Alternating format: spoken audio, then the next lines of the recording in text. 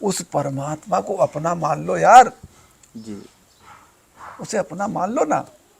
कोई संबंध स्थापित कर लो, उसे दोस्त मान लो, उसको भाई मान लो, उसको बेटा मान लो, उसे बाप मान लो, उसे अपना टीचर मान लो, कुछ भी तो मान लो। जी जैसे इस संबंधों को सत्य माने हो, ऐसे ही उस संबंध को हर वक्त माने रहो, ऐसे ही याद कर लो, ऐसे ही रट लो, मेरा वो है, मैं उसका, वो मेरा। जी इससे ज्यादा आसान कोई साधना हो सकती है? बिल्कुल नहीं हो सकती। सबसे सरल उपाय। जिसने पृथ्वी तत्व को जीत लिया, जी वो व्यक्ति, वो महात्मा, वो योगी इस पृथ्वी में ऐसे जा सकता है जैसे हवा में चल रहा हो। जी वो इस पृथ्वी के अंदर घुस सकता है, इन पहाड़ों में होकर पार जा सकता है। जी इसे पृथ्वी तत्व नहीं रोकेगा, जी उसको स्पेस देगा। वो इधर होता हुआ पहाड़ के उधर जा सकता है, आप बाद में पहुंचोगे, आपसे पहले वहां मिलेगा जी वो एक से अनेक हो सकता है। पृथ्वी तत्व के जीतने पर पृथ्वी उसे रोक नहीं सकती। जी अब जल तत्व के जीत लेने पर जल पर वो चल सकता है, जल के अंदर चल सकता है, जल के अंदर बैठ सकता है। उसकी सांस रोकने की सामर्थ्य जल में नहीं है। जी बोला ओ कितना बुरा हुआ जब मेरे हाथ ने तो पशु पक्षी, कितने पशु पक्षी जो है मर गए, कितनी डालें टूट गई, कितने जानवर घायल हो गए। तो मैंने वो अंदर तो बांध दिया, फिर बैठ के परमात्मा से मैं रोया कि भगवान ये मुझसे क्या अनर्थ हो गया। जी ऐसा नहीं कहना था, और तुझे भी ऐसा नहीं करना था। मान ली गलत मेरी मांग हो गई तो तुझे तो नहीं करना था। और चमत्कार दिखा के जगत तुम्हारे पीछे पड़ जाएगा। जी आप अरे बाप बड़े भाई संत हैं, तो बड़े विकट संत हैं, अरे साहब उन्हें तो ये कर दिया, उन्हें तो हमें यो हाथ किया और आम खिला दिया। जी उसने हमसे कहा, हम धूप में थे कि अच्छा लो धूप छाया बंद, छाया हो छाया गई, हो गई। छा हो गई। जी उसने बारिश, अच्छा बारिश बंद हो, बारिश बंद हो गई। भाई बड़ा भारी महात्मा है। जी अब उस महात्मा के पीछे पड़ गए, जी अब उसे साधना ही नहीं करने दे रहे, और वो भी तारीफ के मारे फूला नहीं समा रहा है। जी तो वो बजाय उस साधना के इस संसार में फिर आ पड़ा, फिर वापस उसी जगह पे आ पड़े। आ गया, क्योंकि वो उसकी तपस्या का अकाउंट था। जी जब इस तपस्या को आप खामोखा खर्च करते फिरोगे तो अकाउंट तो फिल हो ही जाएगा। राधे राधे दोस्तों, गुरु ज्ञान गौरव यूट्यूब चैनल से आपका भाई उमेश यादव। दोस्तों, मैं इस समय उत्तराखंड के ऋषिकेश में हूँ। देवभूमि, तपस्थली, तपस्वियों की भूमि उत्तराखंड में हूँ। और आप हमारे पीछे देख रहे होंगे ऋषिकेश की पहाड़ियाँ दिखाई दे रही हैं। और हमारे साथ स्वामी भास्करानंद जी महाराज हैं, जो पुलिस के बड़े पद पे थे, सीईओ थे। और रिटायर होने के बाद पहले से भी संत स्वभाव के थे, बाद में फिर संत हुए। और आज आयुर्वेद के एक ज्ञाता भी हैं, शोध संस्थान भी है, दवाएं भी देते हैं। और आज हम महाराज जी से संत के ऊपर, साधना के ऊपर, तपस्या के ऊपर, हमारे प्राचीन ऋषि महर्षियों के ऊपर हम चर्चा करेंगे, कुछ ज्ञान प्राप्त करेंगे कि महाराज जी के जीवन में कैसे क्या हुआ, क्या बदलाव आया। कि एक पुलिस अधिकारी होते हुए, जैसे कि आप लोग अमूमन देखते होंगे कि पुलिस के लोग अक्सर संत महात्मा की तरफ ध्यान नहीं देते। ज़्यादा लोग ऐसे मिलते हैं कि कहते हैं अरे ये कैसे, वो कैसे दुनिया की बातें करते हैं। लेकिन आप एक संत बने, कैसे विचार आया, कैसे मन में इच्छा प्रकट हुई कि एक तपस्वी बने। और आपसे जानेंगे कि साधना कैसे की जाती है, तपस्या कैसे की जाती है। तो कृपया बताने का कष्ट करें। प्रणाम सभी साथियों को, प्रणाम। जी उमेश जी, आपने मुझसे कहा कि हम संत कैसे बने, जी तो इस संबंध में मैं सबका इस संशय मिटा देना चाहता हूं कि मैं संत नहीं हूं। जी ये लोगों का मिसकंसेप्शन है जी। कि जो लोग मुझे संत समझते हैं। अच्छा। संत एक बहुत बड़ी पदवी है।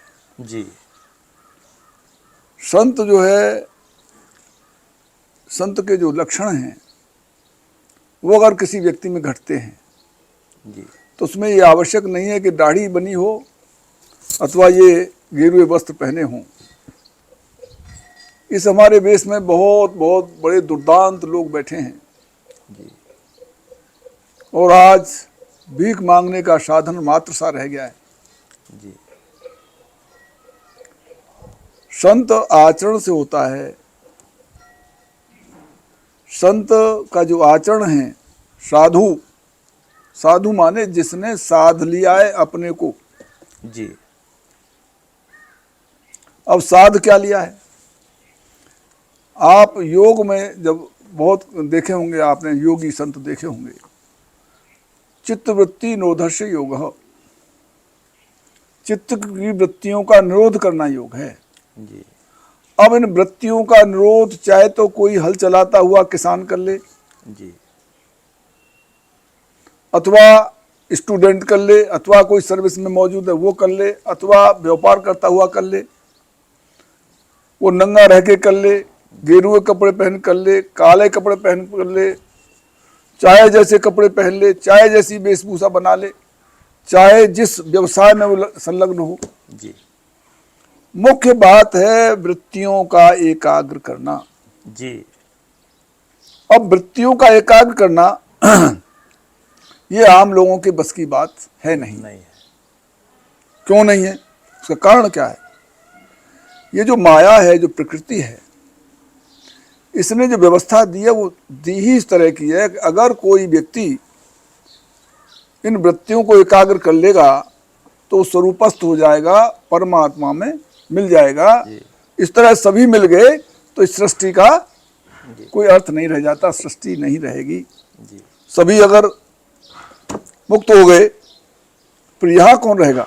जी तो ऐसी स्थिति में प्रकृति ने ऐसी कुछ रचनाएं की हैं जीव के साथ जिससे वो व्यक्तियों को एकाग्र नहीं कर पाता।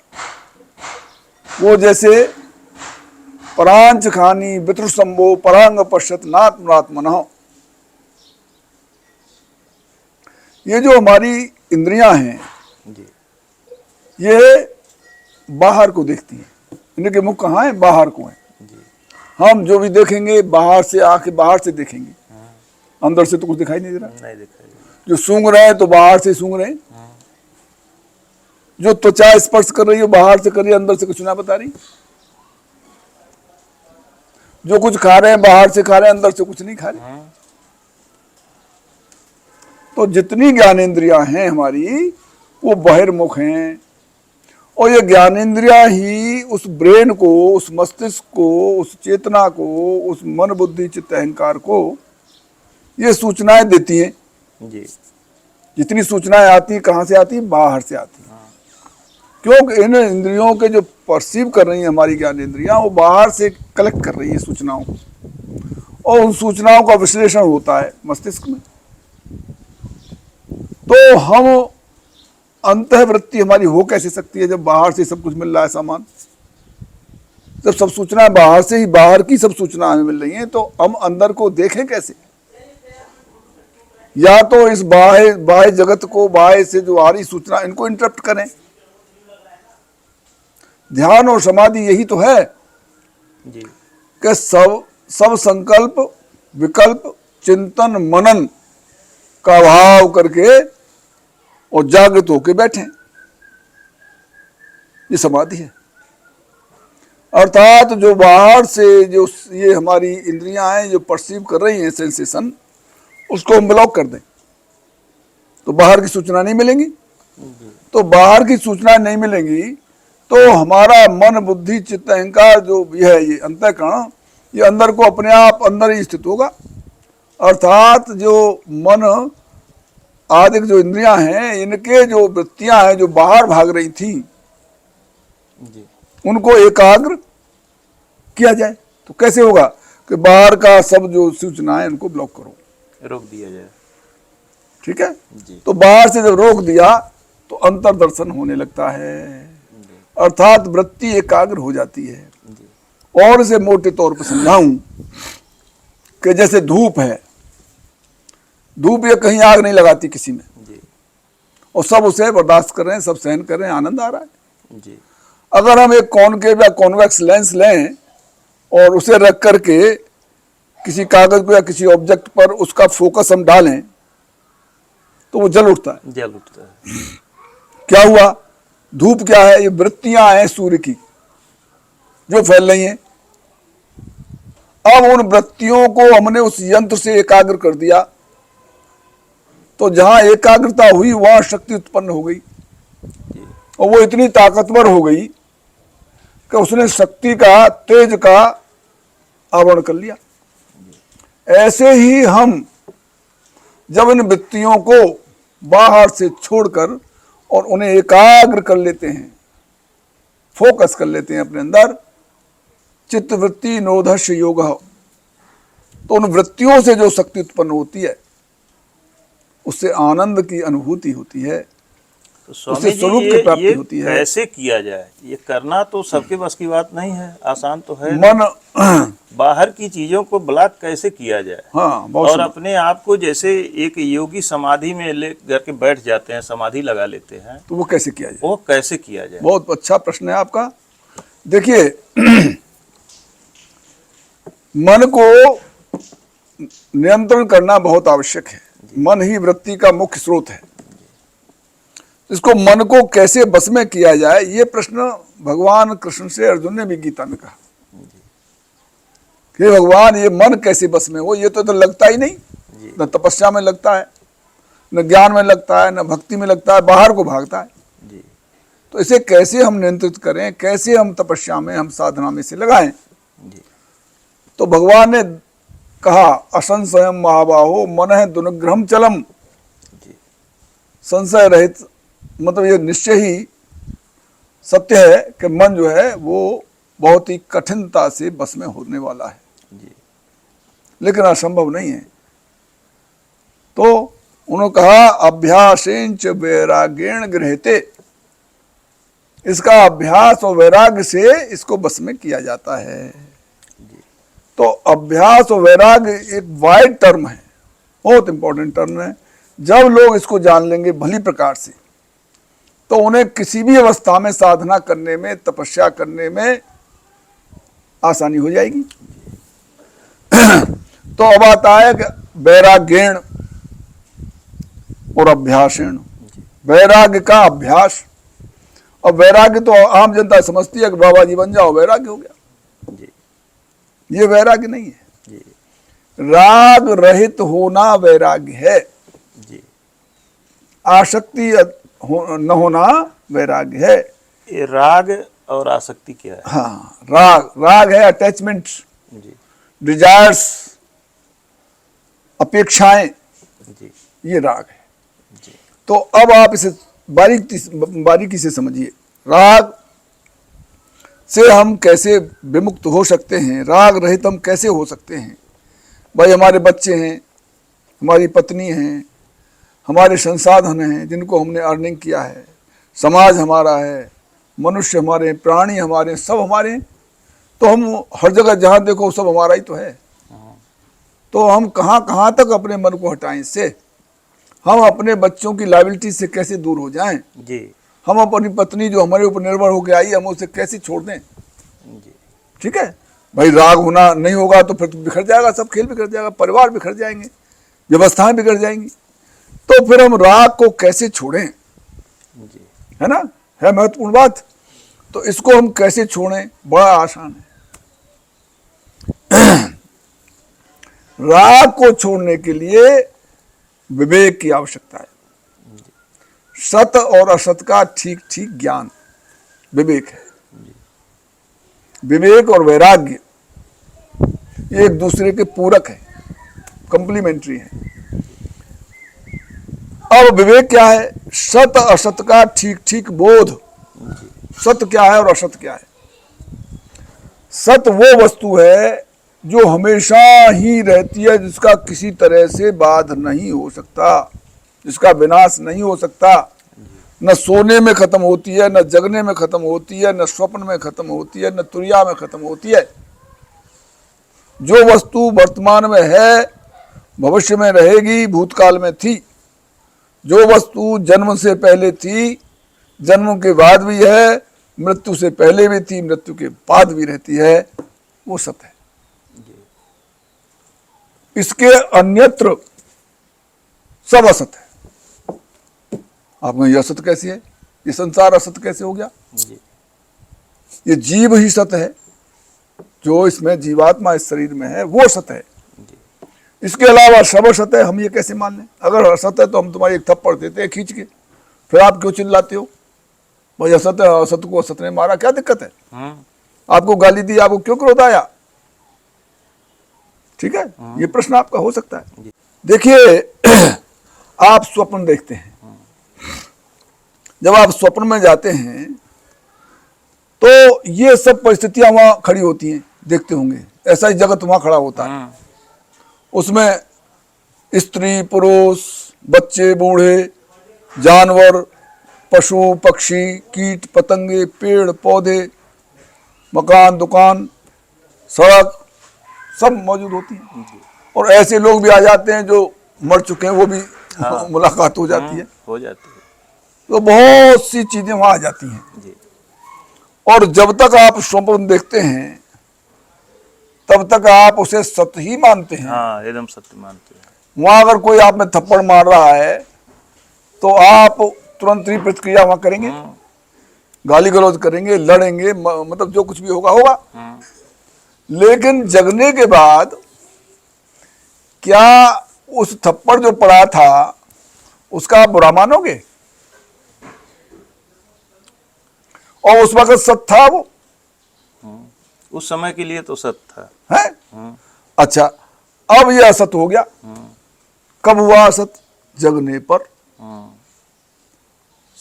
स्वप्न में असत था, जगने पर स्वप्न में सत्य था और जगने पर असत हुआ जी। तो जो चीज एक बार सत्य हो एक बार असत हो वो तो सत्य नहीं है। बिल्कुल नहीं।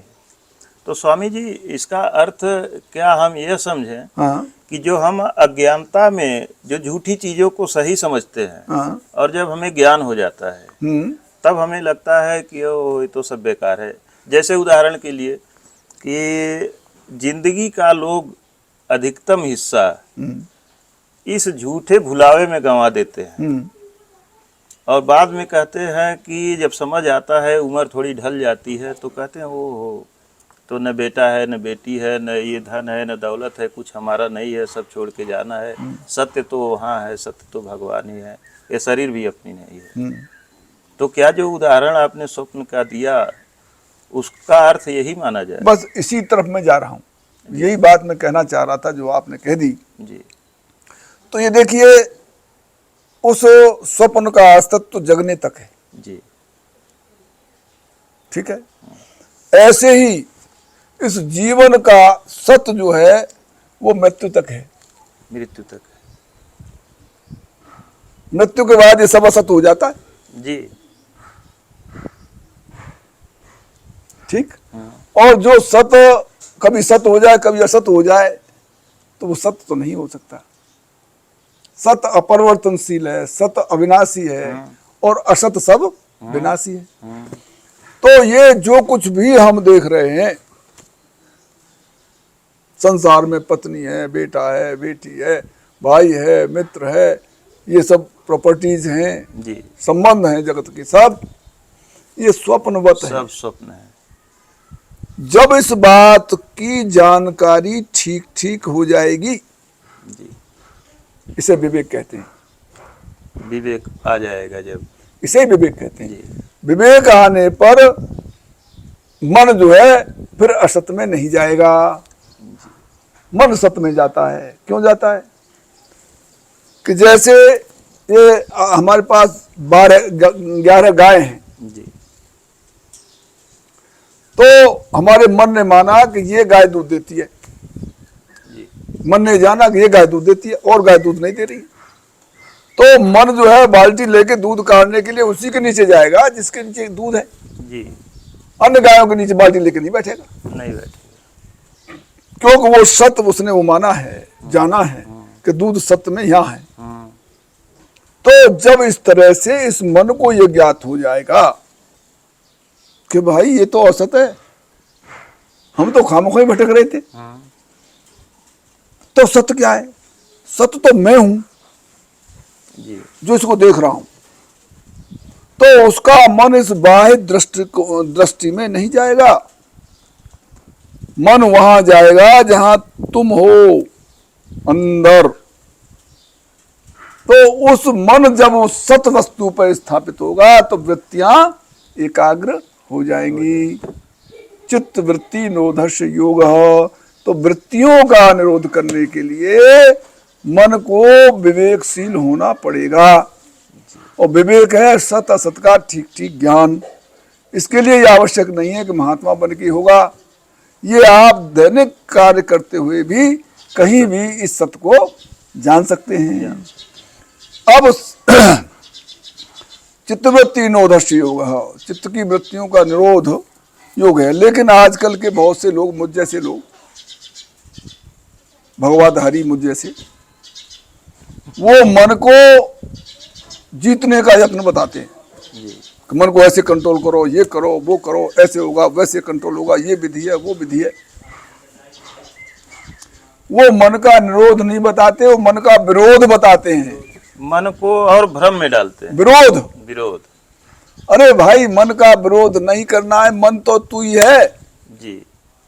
जब तू ही मन है, मन का अस्तित्व तेरे से है जी। तो तू अपना विरोध क्यों कर रहा है भाई? अपने को फोकस कर, वृत्तियों को एकाग्र कर जी। वृत्तियों का निरोध करके, न कि वृत्तियों का विरोध करके। फोकस जो हुआ था उस लेंस, उस यंत्र से, वो निरोध हुआ था, न कि विरोध हुआ था जी। तो बहुत लोग विरोध बताते हैं, निरोध नहीं बताते। निरोध कैसे होगा? ज्ञान से, विवेक से। तो ज्ञान की प्राप्ति के लिए ये 4 साधन हैं।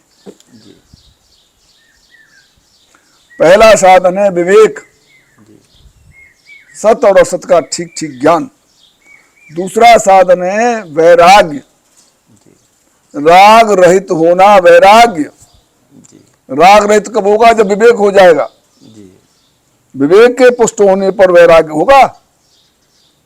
विवेक के अभाव में कोई दुनिया का व्यक्ति वैराग्यशील नहीं हो सकता। तो पहला साधन विवेक, दूसरा साधन वैराग्य, और तीसरा साधन है खट संपत्ति। ये क्या है महाराज? खट संपत्ति में 6 चीजें हैं: सम, दम, श्रद्धा, समाधान, उपराम और तितिक्षा। सम, दम। सम है मन को रोकना विषयों से, मतलब मन को सम बनाना, मन को रोक लेना, मन का निरोध। जी। मन को कब निरोध होगा? जब विवेक हो जाएगा, तभी होगा। तो विवेक न हुआ तो मन रुकेगा नहीं। जी। तो मन को विषयों से रोकना सम, और इंद्रियों को विषय से रोकना दम। जी। ठीक है साहब। अब बात यह है कि मन तो आपका कुछ कह रहा है और इंद्रियां कुछ कर रही हैं। मन, क्रम और वचन, इनकी एकता होनी चाहिए। जी। मन का इन इंद्रियों पर नियंत्रण होना चाहिए। जैसे आप घोड़े पर सवार हैं तो लगाम आपके हाथ में रहनी चाहिए। अगर आपने लगाम छोड़ दी तो घोड़ा मार डाला, गिरा देगा कहीं। ऐसे ही इंद्रियों पर काबू होना चाहिए। इसे कहते हैं दम, सम, दम। और तीसरा है श्रद्धा। चलो आपने मन भी कंट्रोल कर लिया, दम इंद्रियां भी कंट्रोल कर ली, वैराग्य भी हो गया, विवेक भी हो गया, लेकिन आपको श्रद्धा ही नहीं है जी। तो भी आप कामयाब नहीं हो सकते। श्रद्धा भी एक बहुत इंपॉर्टेंट इंग्रेडिएंट है। जी। श्रद्धा क्या है? श्रद्धा यह है कि सत्य वेद गुरुवाक्य हैं। श्रद्धा अशविश्वास। वेद, गुरु और विद्वान के जो वाक्य हैं वो सत्य हैं, उन्होंने जो कहा वो अक्षर से सत्य है, ऐसा मान लेना, ऐसा दृढ़ निश्चय हो जाना ही श्रद्धा है। तो श्रद्धा से पहले तो विश्वास उत्पन्न होगा तभी श्रद्धा विश्वास का ही नाम है। जी। भवानी शंकरो वंदे श्रद्धा विश्वास प्रभु याभ्याम बिना न पश्यन्ति श्रद्धा स्वांत स्त्रीश्वरम। जी। अर्थात भवानी शंकर और पार्वती माँ पार्वती क्या है, वो श्रद्धा और विश्वास के ही रूप हैं, कोई मनुष्य की शकल में नहीं है। जी। श्रद्धा और विश्वास है, जिसके बिना कोई भी आगे तरक्की नहीं कर सकता, अपने आत्मस्थ नहीं हो सकता, ज्ञान को प्राप्त नहीं कर सकता। तो ये इंपॉर्टेंट इंग्रेडिएंट है क्या, श्रद्धा। जी। अब अगला इंग्रेडिएंट है समाधान। आपको विश्वास भी होगा, उनके विश्वास पूर्वक आपने उनके प्रवचन सुने, उनकी लिखी हुई पुस्तकें पढ़ी, आपका मन भी नियंत्रित हो गया, आपकी इंद्रियां भी नियंत्रित हो गई, आपने विवेक भी हो गया, शत सत का ज्ञान भी हो गया, लेकिन समाधान नहीं हुआ। क्योंकि डिफरेंट टाइप के आपने सिद्धांत सुने, बहुत पुस्तकें पढ़ी, बहुत प्रकार के धर्मांतर पढ़े, अनेक प्रकार की पुस्तकें पढ़ी, तो आपके पास निमंग फॉर्मूले, निमंग रास्ते हो गए ना। तो उसमें आपको समाधान होना चाहिए कि व्हाट इज राइट और रॉन्ग, सही क्या है और सही क्या नहीं है। जब समाधान हो जाए हैं, तब उपराम, जब डिसाइड हो गया कि सब में परमात्मा है, मेरे अंदर भी परमात्मा है, सबके अंदर परमात्मा है, जब ये समाधान हो जाए तब उपरामता है, फिर मन इधर नहीं भटकेगा, वो अब अंदर से बाहर निकलना ही नहीं चाहेगा। ये उपरामता है। इसके बाद आता है तितिक्षा। तितिक्षा क्या है? तितिक्षा है कम से कम साधनों में जीवन यापन करना, जो भी आप प्राप्त हुआ है उसी में संतुष्ट रहना, कम से कम संसाधनों में ही जो प्राप्त आप है वो पर्याप्त है, जो प्राप्त है वो पर्याप्त है। ऐसा सिद्धांत बना के जो कुछ आप मिला है, सुख दुख, सर्दी गर्मी, भूख प्यास, रोग शोक मोह, उसके लिए प्रयत्न नहीं करना है, संतुष्ट रहना है, हर हाल में संतुष्ट रहना है। क्यों? कि सब कुछ परमात्मा ही तो है, परमात्मा का ही विधान है। तो इसलिए इसमें संतुष्ट रहना, यह है तितिक्षा। ये 3 साधन हो गए। चौथा साधन ये है मोक्ष इच्छा। 3 साधनों से क्या होगा, अगर इन सब साधनों को आप सांगोपांग कर लेंगे तो आपके अंदर सिद्धियां आ जाएंगी। आपकी संकल्प शक्ति इतनी प्रबल हो जाएगी कि आपने कोई चीज इच्छा की और वो सामने खड़ी होगी, पूर्ति। आप कल्पवृक्ष बन जाएंगे, आपके मन में जो इच्छा आई वो सामने प्रकट। तो अब आप क्या करोगे, उसमें चमत्कार दिखाने लगोगे, और चमत्कार दिखा के जगत तुम्हारे पीछे पड़ जाएगा। आप अरे बाप बड़े भारी संत हैं, तो बड़े विकट संत हैं, अरे साहब उन्हें तो ये कर दिया, उन्हें तो हमें उन्हें हाथ किया और आम खिला दिया, उसने हमसे कहा हम धूप में थे कि अच्छा लो धूप बंद, छाया हो गई, छा हो गई।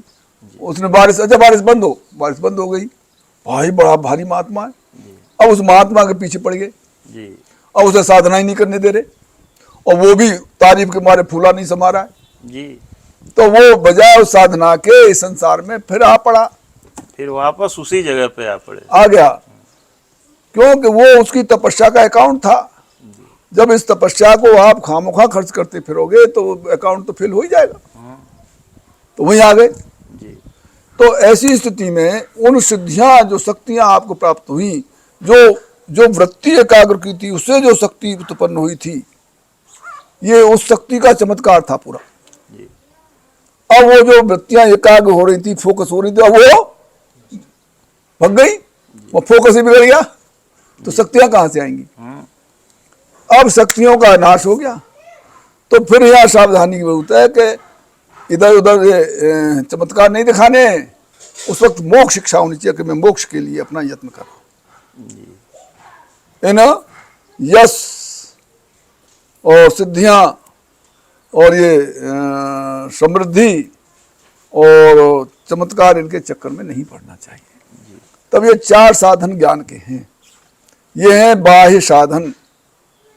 अब 3 साधन इसमें अंतरंग हैं। मोक्ष इच्छा का अर्थ ये हुआ कि सिर्फ मोक्ष ही इच्छा होनी चाहिए, दूसरा मोक्ष कुछ के बारे में ही चिंतन है कि भाई अब मैं संसार में कुछ है नहीं तो इसकी इच्छा क्या करूं। सिर्फ मोक्ष के बारे में ही परमात्मा से सोचना चाहिए और कहना चाहिए। मोक्ष जब ही मिलेगा जब ये मोक्ष की इच्छा भी समापन हो जाएगी। जी जब तक मोक्ष की इच्छा है तब तक मोक्ष ही नहीं है। जी जब तुम किसी यहां से हरिद्वार जाने की इच्छा है तो जब तक हरिद्वार नहीं पहुंचे तब तक इच्छा साथ है। जैसे ही वहां पहुंचे इच्छा खत्म। इच्छा खत्म। तो मोक्ष तभी मानो जब इच्छा का पीछा छूटा। मोक्ष इच्छा। अब 3 साधन है इसके अंतरंग साधन। वो क्या है? चिंतन मनन निधिध्यासन। चिंतन मनन और निधिध्यासन। चिंतन क्या है? चिंतन यह है कि सब परमात्मा है, सब कुछ परमात्मा है। सर्वम खलु इदं ब्रह्म होने नानास्त किंचन वासुदेवम सर्वमिति बहुनाम जन्मनाम अन्ते ज्ञानवान माम प्रपद्यते सर्वम वासुदेवमिति स महात्मा से दुर्लभ। सब परमात्मा है, सब जगह परमात्मा है। अब ये कैसे मान लें सब जगह परमात्मा है? तो फिर ये कुर्सी परमात्मा है, फिर ये जमीन परमात्मा है। हम कैसे मान लें इस बात को? जी आप प्रश्न कर सकते हो तो आप कैसे मान लें कुर्सी ये जो है सीढ़ी परमात्मा है, जी सब परमात्मा, ये बात कैसे मानी जाए? तो इसे ऐसे माना जाए आप एक मिस्त्री का डेला लो और मिस्त्री को तोड़ दो, खंड खंड कर दो, जी बूरा बना दो, तो उसका हर कण मीठा है। तो उस बूरा के जो, अब नाम तो बूरा हो गया लेकिन है तो मिस्री। तो ऐसे ही ये समस्त परमात्मा का विराट स्वरूप है जगत। सृष्टि में जो भी चीजें हैं, कण कण में कहा गया है, कण कण में परमात्मा विद्यमान है। विद्यमान नहीं, परमात्मा ही है, परमात्मा ही है। हाँ। तो वही बात हुआ कि अगर यह कुर्सी है तो इसमें भी परमात्मा, इसमें नहीं, ये भी परमात्मा है, ये भी परमात्मा ही है। अब आपको ऐसे कैसे मान लें परमात्मा है? सुनो, आप जो स्वप्न देख रहे थे तो क्या स्वप्न के लिए आप जब जगने से स्वप्न में गए थे तो कुछ सामान अंदर लेके गए थे? नहीं। कुछ सामान लेके गए थे क्या? तो वो सामान कहां से आ गया? वो आया कि स्वप्न दृष्टा ही स्वप्न बना था दोस्त। जी स्वप्न दृष्टा ही स्वप्न बनता है। वैसे ही ये सब जगत तेरा ही स्वप्न है। तू ही यह कुर्सी बना है, तू ही ये सीढ़ी बना है, तू ही ये सब सामान बना है। लेकिन जब इससे ज्ञान में जगेगा तो तू ही तू दिखेगा, ये नहीं दिखेगा। ये सब खेल बिगड़ जाएगा और तेरा आनंद का ही स्वरूप रह जाएगा। इसलिए इस दृष्टिकोण से भी ये सब परमात्मा ही है। चिंतन। अब आया मनन। सत सत का चिंतन करते हुए उस आत्मा में अपने आप को स्थापित करना। चिंतन मनन निधिध्यासन, तदानुरूप व्यवहार करना। बस इतना ये ज्ञान के साधन है। ऐसा करने से इसके लिए जरूरी नहीं है कि वो व्यक्ति किसी वेश के मतलब वेश की जरूरत है। स्वामी जी, अब यहाँ एक प्रश्न उठ रहा है कि जैसे आप जो बताए साधन की, ध्यान की ये प्रक्रिया जो आप बताए, ये बहुत सही है, एकदम सत्य है। लेकिन जैसे आपने कहा कि देश की ज़रूरत नहीं है, स्थान की ज़रूरत नहीं है, कहीं भी किया जा सकता है। जब हम घरों में होते हैं या अपने किसी काम में होते हैं तो वहाँ तो तमाम प्रकार के मन में रहते हैं कि ये काम बाकी है, वो काम बाकी है। हम बैठ गए साधना में, कोई बुला रहा है उधर से, तो इसके लिए तो शांति, एक शांत जगह भी जरूरी बहुत है। सुंदर, बहुत सुंदर। अब ये बताओ, आपकी शादी हुई जी पहले सगाई हुई, सगाई में उस लड़की को ये बताया गया कि भाई तुम्हारी सगाई हो गई, जी फला व्यक्ति, उसका ये फोटो है, तुम्हें उसका फोटो दिखाया गया, दिखाई गई लड़की। तो जब तक शादी नहीं हो रही है तब तक चिंतन है कि नहीं उसका, ऐसी है, ये करती होगी, वो करती होगी, ऐसे मिलेगी, ऐसे कहेगी, ऐसे वो होगा, ऐसे ये होगा, चिंतन। एक बात। अब शादी होने से पहले, सगाई होने से पहले साहब बारात आई। बारात में वो बाजे बजाए गए जी और दावत उड़ी और पटाखे छुड़ाए गए और पंडित जी ने मंत्र बोले, अग्नि के चक्कर काटे, बहुत लोग साक्षी बने, उसने माला डाली, जी उसने मांग भरी, सिंदूर भरा, ये सब नाटक हुआ। ठीक है, ये क्यों हुआ भाई? उसे पत्नी मानना था, उसे पति मानना था, ये इस ड्रामा के अलावा भी तो हो सकता था। ठीक है, एक बात। अब मान लिया उन्हें ये बात हो गई कि ये पत्नी हो गई, ये पति हो गए, अब वो एक हो गए। अब उसे न तो इस बात की चिंतन करने की आवश्यकता रही, न उसे ये पंडित जी बुलाने की जरूरत रही है, और न उसके मांग भरने की जरूरत, न उसके कुछ करने की जरूरत रही। जी और तुमसे कोई पूछे भाई तुम शादी, हाँ मेरी शादी है, न तुम्हें याद करने की बात रही कि मैं शादी करूंगा कि नहीं करूंगा, शादी हुई कि नहीं हुई। जी शादी को रटना पड़ता है क्या, जपना पड़ता है? नहीं। अच्छा, जैसे तुम यहाँ आए, थानों में हो, आपको फोन आया कहीं से, कहाँ हो? मैं थानों में हूँ। तो क्या थानों को आपको रटना पड़ रहा है कि जप करना पड़ रहा है, नहीं, कि साधना करनी पड़ रही है? वो तो थानों याद हो गया। ठीक वैसे ही उस परमात्मा को अपना मान लो यार, जी उसे अपना मान लो ना, कोई संबंध स्थापित कर लो, उसे दोस्त मान लो, उसको भाई मान लो, उसको बेटा मान लो, उसे बाप मान लो, उसे अपना टीचर मान लो, कुछ भी तो मान लो। जी जैसे इस संबंधों को सत्य माने हो, ऐसे ही उस संबंध को हर वक्त माने रहो, ऐसे ही याद कर लो, ऐसे ही रट लो, मेरा वो है, मैं उसका, वो मेरा। जी इससे ज्यादा आसान कोई साधना हो सकती है? बिल्कुल नहीं हो सकती, सबसे सरल उपाय है। और यही बात पूरी गीता का निष्कर्ष है। जी कैसे? भगवान ने पूरी गीता सुनाने के बाद अर्जुन से पूछा कि भाई अर्जुन, ये गीता हमने तुम्हें सुनाई, तुम्हारी कुछ समझ में आया? तो उसने कहा हाँ महाराज आ गया। क्या आया? नष्टो मोहिष्ट मतलब दा तत्प्रसादयात मया च्युत करश्रे वचनम तव। हे भगवान, आपकी कृपा से मेरा मोह नष्ट हो गया, मुझे स्मृति हो गई। पूरी गीता का निष्कर्ष क्या हुआ कि नष्टो मोह स्मृति लब्धा, यानी स्मृति लब्धा। पूरे गीता का फल था, मुझे याद आ गया। जी याद क्या आया भाई? स्मृति काहे की होती है? जिसको विस्मृत हुई है, विस्मृति की तो स्मृति होगी। स्मृति किसकी होगी? विस्मृति की। कोई चीज भूल गए वही तो याद आएगी। जी तो क्या भूले थे? अरे भाई, मैं तो वो आत्मा हूं और मैं और परमात्मा एक ही हैं। ये जो स्मृति हुई, इसी की विस्मृति हो रही थी। मैं अपने को ये 6-7 फुट लंबा आदमी समझ रहा था, ये हड्डी खाल मांस को ही मैं खुद समझ रहा था। जी लेकिन मैं था तो कुछ और, मैं समझ कुछ और रहा था। जी तो मैंने जाना कि मैं परमात्मा हूं, परमात्मा का हूं, परमात्मा मेरे हैं। ये स्मृति पूरी गीता का सार है। तो यही तो स्मृति कराई। इस बात को मत भूलो, वो मेरे हैं, मैं उनका हूं।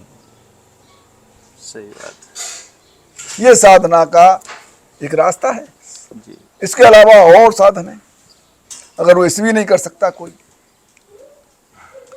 देखिए, ध्यायते विषयान पुरुषा संगते सुपजायते, संगात संजायते कामे कामात क्रोधो बजायते।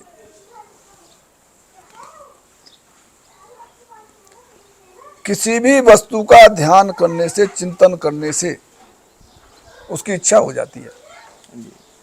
किसी भी कर्म को, किसी भी क्रिया को आप करने को चलेंगे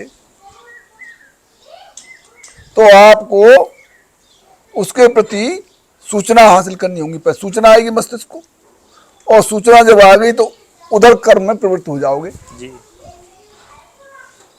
तो जो बाहर से ज्ञानेंद्रियों से जो सूचना वहां पहुंची, उसी के मुताबिक आप उसी दिशा में चलोगे। तो अब यहां विचार करने की बात है कि भाई या तो उन सूचनाओं को हम इस ज्ञानेंद्रिया का संपर्क और संसर्ग न होने दें। कोई चीज दिखेगी तो वो तो दिखेगी, वो तो मस्तिष्क में जाएगी सूचना। कुछ सुनोगे तो वो तो सूचना जाएगी। तो इस तरह से ज्ञानेंद्रियां, कर्मेंद्रियों, ज्ञानेंद्रियों के से मिली हुई सब सूचनाएं आपके दिमाग को, आपके ब्रेन को, आपके मस्तिष्क को दिशा देती है। तो या तो इसे प्लग करो बीच में, आप ऐसे स्थान पर रहिए, एकांत, जो आप अभी कह रहे थे जी।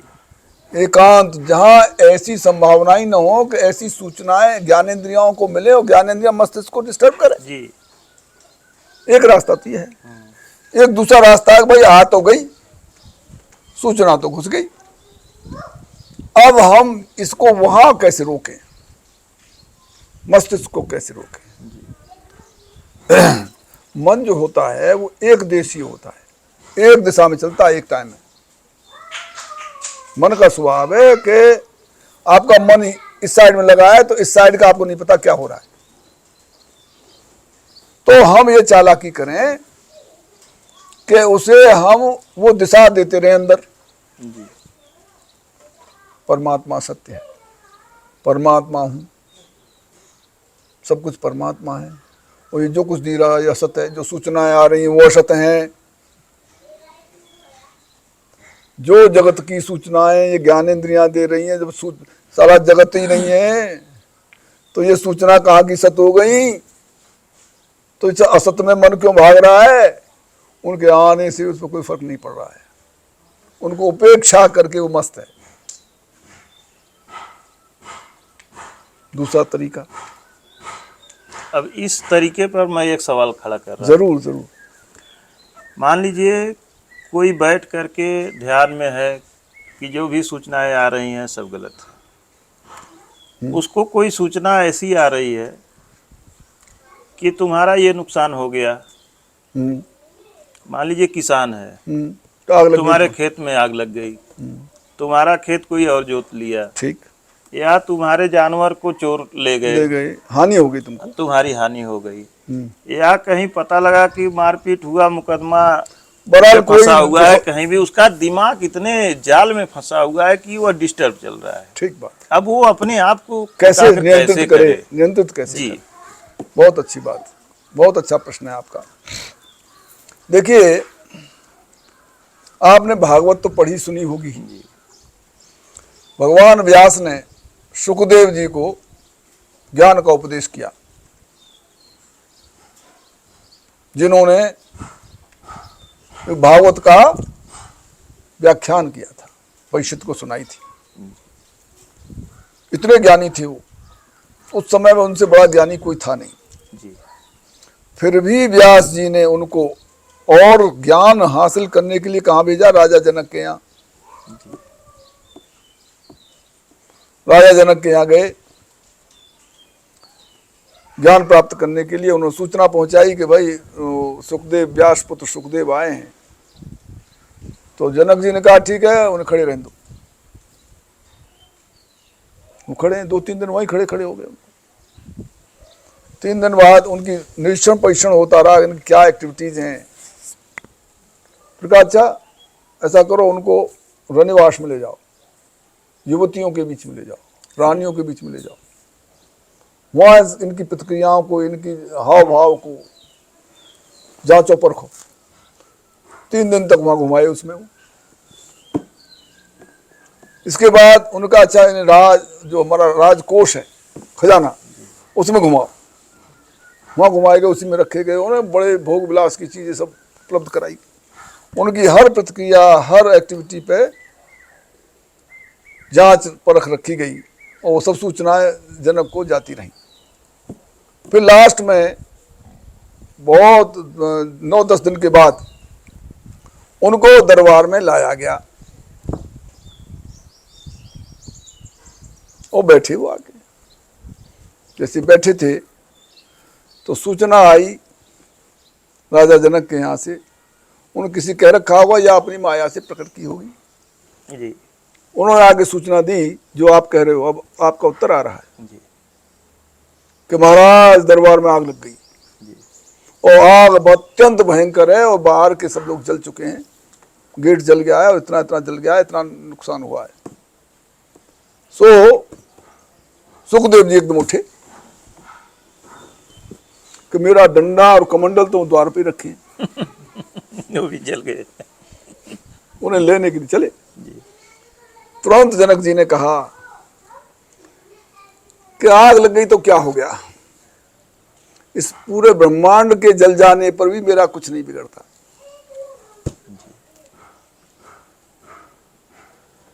ज्ञानावस्थित स्थिति। अब उनकी समझ में आया, अरे पूरे ब्रह्मांड के जल जाने पर इसका कुछ नहीं बिगड़ रहा, मैं तो डंडा कमंडल के लिए भाग रहा हूं। तो ये प्रभु जी जनक जी को विदेह वैसे थोड़ी ही कहा जा सकता है, कहा जाता था। तो विदेह बनने के लिए मना किसने कर रखा है? जी। भाई चेष्टा करो, आदर्श स्थापित करो, उस पर चलो। जी। ठीक है ना। तो ये है, आप ऐसी स्थितियों में विचलित न हो, उसके लिए क्या करना चाहिए, कि उस किसान को क्या करना चाहिए। देखिए हर कोई ज्ञानी नहीं हो जाता, नहीं होता, हर कोई योगी नहीं हो जाता। उसके लिए भक्ति मार्ग सर्व सुलभ है। जी। भक्ति मार्ग सर्व सुलभ है। जी। और मैं एक ऐसी घटना, हालांकि ये वीडियो बताने लायक तो है नहीं, गोपनीय है, जी। लेकिन प्रसंगवश मैं कह देता हूँ, मेरे ही जीवन की घटना है। इससे लोगों में एक श्रद्धा और विश्वास जगेगा। जी। इस उद्देश्य से मैं कह देता हूँ, लेकिन ये मैं कहीं कहता नहीं हूँ जी। कि देव भक्ति में क्या बल है, ये बताता हूँ। जी। एक बार मैंने ये किसी पुस्तक में पढ़ा था कि रुद्राक्ष की माला से जप करने पर इतना फल मिलता है, स्वर्ण की माला पर ये फल मिलता है, स्फटिक की माला पर ये मिलता है, तुलसी की माला से इतना मिलता है। और फिर अंत में लिखा उन्होंने, कुशाग्रंथि की माला से सर्वाधिक फल मिलता है। रुद्राक्ष से भी ऊपर कुशाग्रंथि लिखी। जी। उससे जो जप करता है उसका अनंत गुना फल मिलता है, ऐसा मैंने पढ़ा। तो वो बात मेरे मस्तिष्क में भर गई। तो हमारे खेत में ट्रैक्टर चल रहा था, तो वहाँ कुशा थी बहुत, तो उसकी जड़ें निकल पड़ी, लंबी लंबी जड़ें होती हैं उसकी। तो मैं उन्हें उठा लाया, वो बात मुझे याद रही। तो मैं उन्हें ला करके और काट काट के टुकड़े, और ऊपर छत पे बैठा हुआ, एक छत पे कमरा है हमारे गांव में, वहाँ बैठा मैं उसकी माला बना रहा था। सुई से मैं उस सुराख कर रहा था और धागा उसमें पिरो रहा था। वो इतनी कड़ी होती है कि सुई उसमें घुसती नहीं है। तो मेरे हाथों में खून, उंगलियों में खून निकल आ रहे थे, लेकिन मैं लगा था उस ईश्वर के ध्यान में और माला बनाने में। भैया इससे जपूंगा परमात्मा, ईश्वर को मैं इससे जपूंगा, ऐसा मेरा मन था, भाव था। मैं बिल्कुल तल्लीन होता हुआ, उस कष्ट को भी इग्नोर करता हुआ मैं माला बनाने जाऊँ। तभी मेरी भाभी नीचे से छत पर चढ़ के दौड़ती हुई आई कि लग गई लग गई लग गई। क्या लग गई? किसी की चोट लग गई होगी। कि नहीं नहीं, आग लग गई। मैं कहाँ लग गई आग? कि हमारे वो खेत पे जो हमारा वो इंजन है, वो एक बहुत बड़ा झोंपड़ा था, बहुत बड़ा कुसा का ही था वो पूरा, और उसकी दूरी झोंपड़ी से इतनी दूर थी जितना मैं और आप, अच्छा। बस उसमें घुसने की जगह थी, बाकी वहीं थी। वो बहुत बड़ा झोंपड़ा था। तो कुछ उपद्रवी बालकों ने जंगल में जाके गर्मी के वक्त में उसमें आग लगा दी।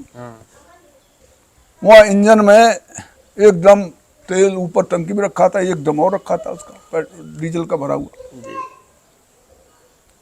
तो मैंने देखा और फिर मैं छत पे चढ़ा, देखा मैंने, अरे वहाँ तो ऐसी आग भयंकर चल रही, वहाँ जाऊँगा तो मैं क्या करूँगा? धूप का टाइम है, ना पानी बुझाने को, ना बुझा सकता मैं, अब तो कुछ होना नहीं है। तो मैंने ईश्वर से कहा कि भाई ईश्वर, अब तेरी इच्छा है भाई, अब तो हम कर भी क्या सकते हैं। ऐसा कहते ही आप विश्वास मानिए, मेरा प्रत्यक्ष अनुभव है कि इंजन से उस झोंपड़ी की तरफ तेज हवा चलने लगी, जी। बहुत तेज, अचानक कहते ही। तो मैं बोला भाई इससे भी ना बचना। दोपहरिया में, ठीक दोपहरी में बारिश, भयंकर बारिश हो गई। सुन तो रो, हो रही है। मैं बोला इससे भी ना बचने का। फिर पड़े ओले, जो एक एक फुट तक ओले छा गए,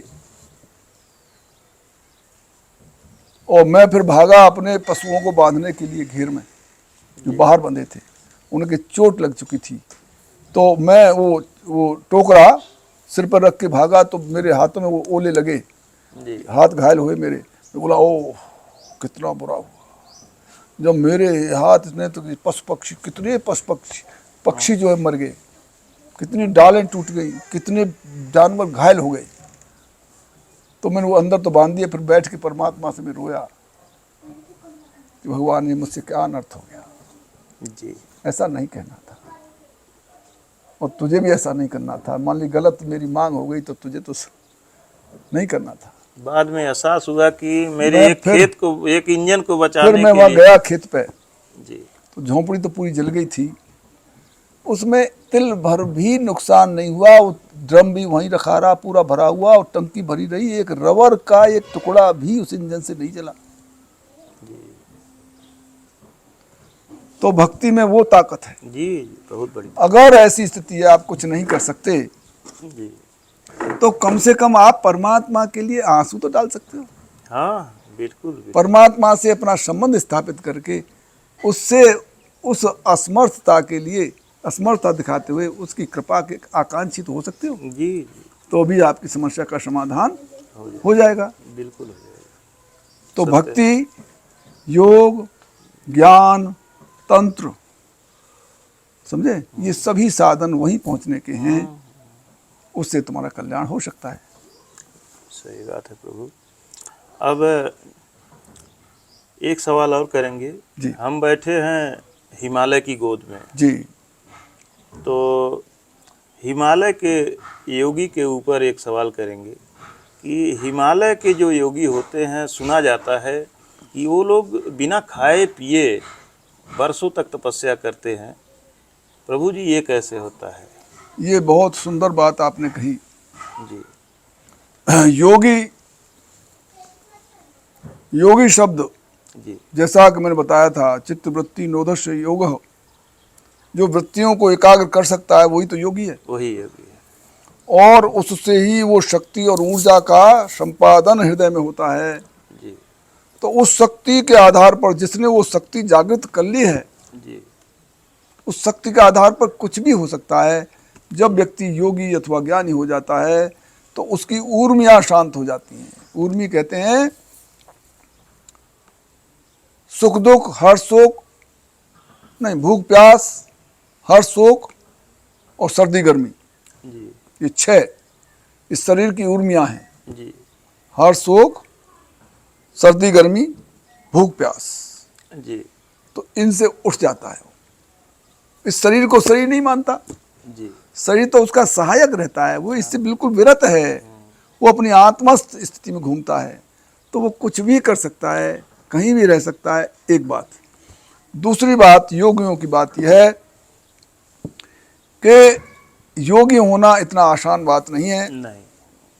ये प्राणायाम कर लेना, आसनों का टेढ़ा मेढ़ा करके अपना काम चला लेना और फुसकार मारना, फू फू करना, जी दिस इज नॉट योग। ये ब्रीथिंग एक्सरसाइज है, वो फिजिकल एक्सरसाइज ये है। तो एक शरीर के लिए एक्सरसाइज है। तो जो योग है वो तो वृत्तियों का एकाग्र करना है, जी और कोई भी व्यक्ति शरीर को नहीं जीत सकता, इंद्रियों को नहीं जीत सकता, मन को नहीं जीत सकता जब तक इस पर इसे मतलब विजय प्राप्त करने के लिए इन पंच महाभूतों को नहीं जीत लेता। जी अब पंच महाभूतों को जीतने से विभिन्न प्रकार की सिद्धियां, शक्तियां का प्रादुर्भाव हो जाता है। जी कैसे? जिसने पृथ्वी तत्व को जीत लिया, जी वो व्यक्ति, वो महात्मा, वो योगी इस पृथ्वी में ऐसे जा सकता है जैसे हवा में चल रहा हो।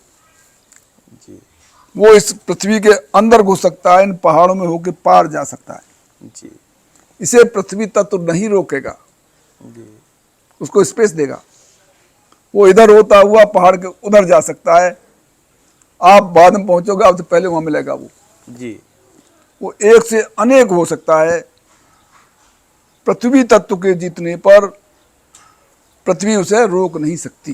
जी अब जल तत्व के जीत लेने पर जल पर वो चल सकता है, जल के अंदर चल सकता है, जल के अंदर बैठ सकता है। उसकी सांस रोकने की सामर्थ्य जल में नहीं है। जी वो जल के अंदर समाधि कर सकता है। उदाहरण के लिए आपने बहुत से सुने होंगे जो महात्मा जल पर चलते हैं। जी आपने सुना हुआ होगा कि दुर्योधन जब घिर गया था तो जाके तालाब के अंदर बैठ के छिपा था। तो ये क्या था? जल तत्व पर विजय थी उसकी। जी ऐसे जो वायु तत्व पर विजय प्राप्त करते हैं वो कहीं भी आकाश की तरह, वायु की तरह, जैसे हनुमान जी, पवन पुत्र हनुमान, जी वायु पर विजय है, कहीं जा सकते हैं, कोई रोक टोक नहीं है उनकी। जी और जो आकाश तत्व को विजय प्राप्त कर लेते हैं वो सर्वज्ञ हो जाते हैं, सर्वत्र उनका, कहीं भी जा सकते हैं, कहीं भी किसी भी रूप बदल सकते हैं। उन पर ऐसी ऐसी सिद्धियां हो सकती हैं कि वो कुछ भी करने में सक्षम हैं।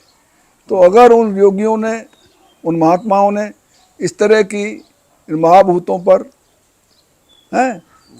विजय प्राप्त कर लिए तो उनके लिए कुछ भी असंभव नहीं है। और बोलिए। ठीक है महाराज जी, धन्यवाद आपको। और दोस्तों, इसी के साथ वीडियो समाप्त करना चाहेंगे। वीडियो अगर अच्छी लगी हो तो कृपया लाइक करें, अपने दोस्तों के साथ शेयर करें, और अभी तक अगर हमारा चैनल सब्सक्राइब नहीं किया है तो कृपया सब्सक्राइब करें। मिलते हैं किसी और संत के चरणों में। धन्यवाद दोस्तों।